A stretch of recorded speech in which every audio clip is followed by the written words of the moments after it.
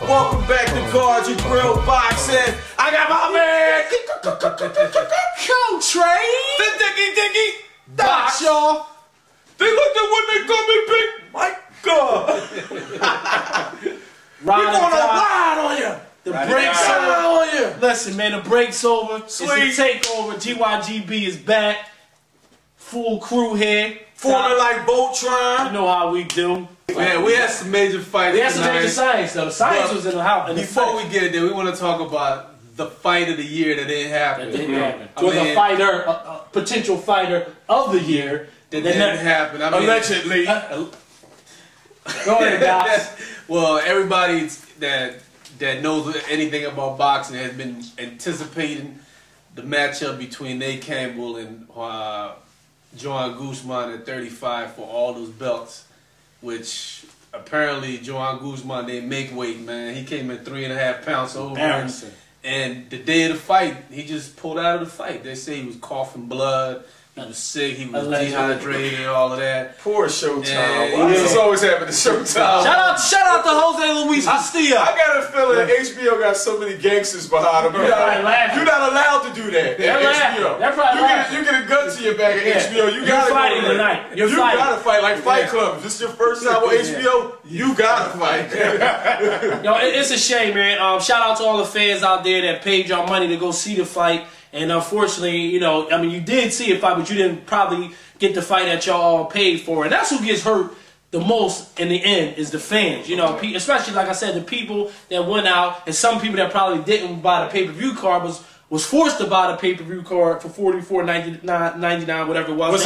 Which wasn't in HD, by the way. Exactly. You know what I'm saying? But we'll get into that later. Shout out to Golden Boy. What I'm understanding, question to the panel here is, you know, this guy had a chance to be a 3-time champion. First time the Dominican Republic has had a 3-time champion. You know, so you have to pressure your company, you have to, your country on your shoulder, and most people consider you like a top 10 fighter. Although you're not ranked, but the things that you're able to do in the ring, this was a chance for you to put on a show because you're a showman type of fighter, and your career took like 10 yards backwards in one night. I just want to know y'all. It was a chance for him to become a superstar. I just want to know, you know, y'all opinion on Guzman, man. Where you going from here? Who do you blame for this? Because like, do you blame the trainers? Yes. Do you blame the dietitians? You know, the people in his camp. Because like, how do you not know that your fighter is not going to make weight a week out of a fight? You know what I'm saying? Like, usually you pay these people. Usually the last week you dry out. No, I agree with you. It's like 3.5 pounds. That's a lot of weight for. No doubt. A day before fight, so you know, a lot of people gotta take the blame, man, because it's like this is the type of stuff that sets boxing back. Right. Like when Corrales did Castillo did that against Chico. I mean, Chico took the gamble and took the fight. Right. We all saw what happened, and then 6 months later, or 3 months later, the same thing happened, and that really hurt boxing. And a lot of the stuff like that, you know, continuously happening is what turns people off, and they feel like, you know, boxers are not dedicated and not disciplined. But somehow, somewhere, I mean, a lot of it's like 2 other fights this weekend that came with fighters. Well, Sergio Mora was a few pounds overweight. Nate Campbell was actually overweight. You know what I mean? It's just the discipline. But go ahead, Radical. And it's funny because shout out to Nate Campbell, because one of the things he tried to do to give the fans what they wanted was say, hey, you know what, regardless if he came over to contract or weight, I still want to fight this guy. Right. You know what I mean? So Nate still tried to make the fight happen. That was a risky move. But that's a good, but from what I agree with Rada is saying, like, to please the fan, because ultimately that's what it's about. Right. And you know what I'm saying, the fan, and I think that's what Diego Corrales did and with the Jose Luis Castillo situation. Yeah. So as a gamble, so now, you know, I'm thinking, where does Guzman go from here? Because that's my question. You know, because my man said it best. He's white ball now. Yeah, you put yourself in a situation when you squander a lot of money like that, and you know, as far as network dollars and things like that, I think it's gonna come back to haunt you in a major way. And like, you know, you got a team, you got that, but ultimately, man, if you the athlete, you gotta realize that you're heading in a situation, and your weight is not gonna be where it is. But that's what you pay people for, and at the end we all lose, because that was, I mean, honestly, that's the fight we was all looking forward to. And a lot of people, a lot of y'all was commenting, and all y'all told me that out of all the fights, that was the fight that y'all wanted to see most because of the 2 styles and what was all that. on the line. And that's what we love boxing. It's so unpredictable. Let's get to the undercard on that fight. Let's get to the undercard. Timothy Bradley defended his WBC strap that he took from Junior. Not DJ. He did tutorials. I don't know. Don't Clue got bragging rights on that? He came in and defended against Edner Cherry Bomb Mayweather. I think the fight actually went the way it should have. I mean, Tim Bradley did get the W.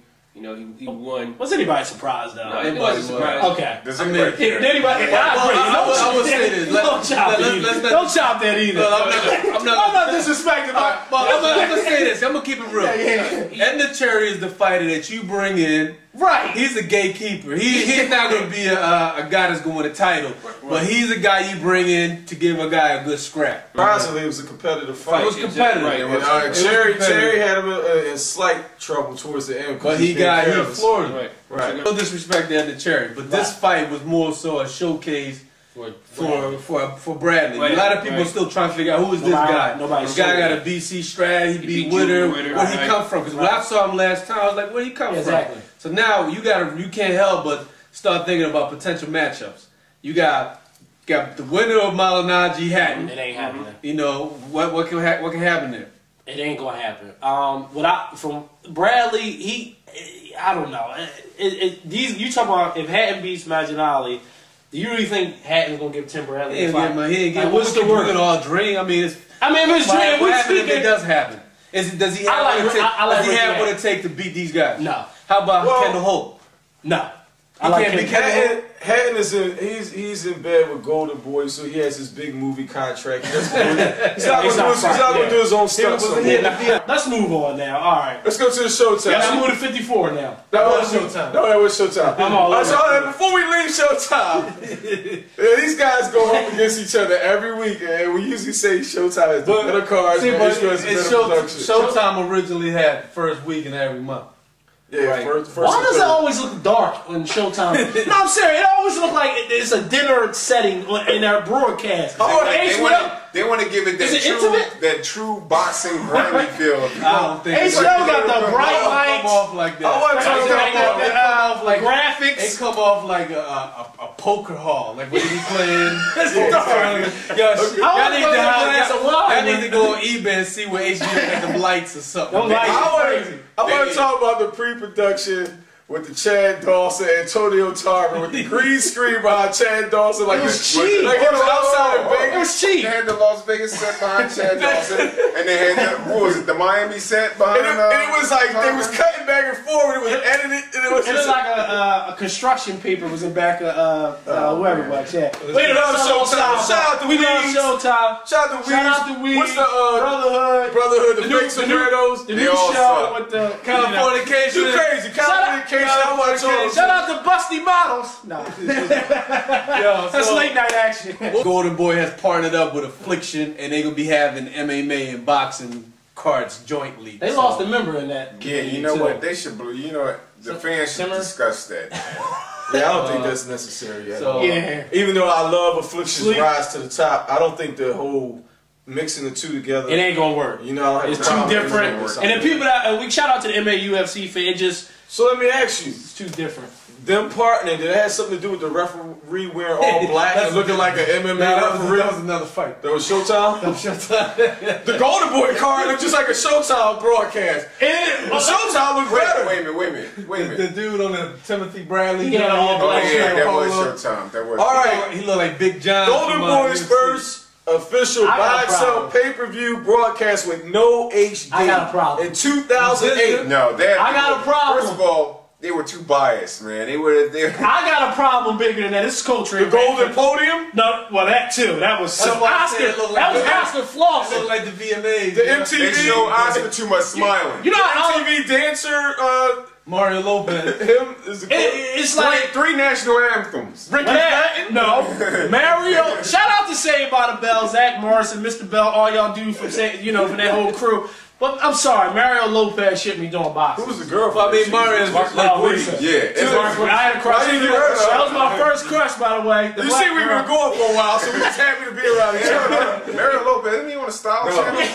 My one to know, he's one that likes to, what's his name?